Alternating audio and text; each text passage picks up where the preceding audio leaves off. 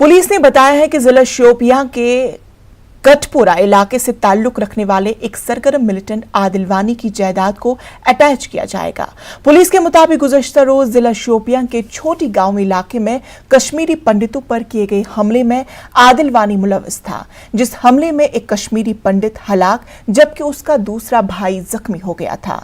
Police ने बताया कि हमले के बाद आसपास के इलाकों में तलाशी ऑपरेशन किया गया, जिस दौरान एक सरगर्म मिलिटेंट आदिल वानी जो कटपुरा शोपियां का रहने वाला है के घर से तलाशी ऑपरेशन के दौरान असला और गोला बारूद बरामद किया गया है। साथ ही इस घर में एक कैमन गाह भी बनाई गई थी।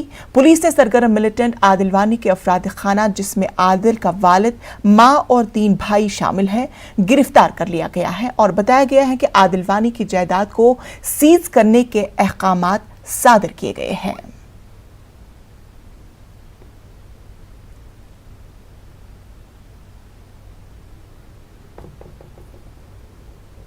तो नाजरीन, अब बात करते हैं जम्मू कश्मीर कांग्रेस के हवाले से।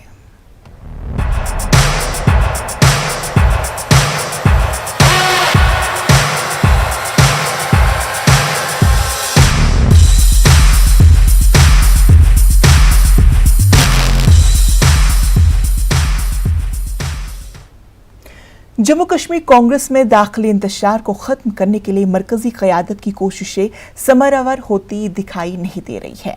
गुलाम नबी आजाद समेत कुछ लीडरों ने तंजीमी कमेटियों के क़याम के फौरन बाद ही इस्तीफा दे दिया है, जो पार्टी के लिए अच्छी अलामत नहीं कही जा सकती। इस्तीफों के बाद अब बयानबाजियों का दौरा है। वाज़ेह रहे कि इंतखाबी मुहिम कमेटी, सियासी अमूर कमेटी, मंशूर कमेटी समेत दीगर कमेटियों की तश्कील की गई है और जिम्मेदार समेत अरकान के नामों की फहरिस्त जारी की गई।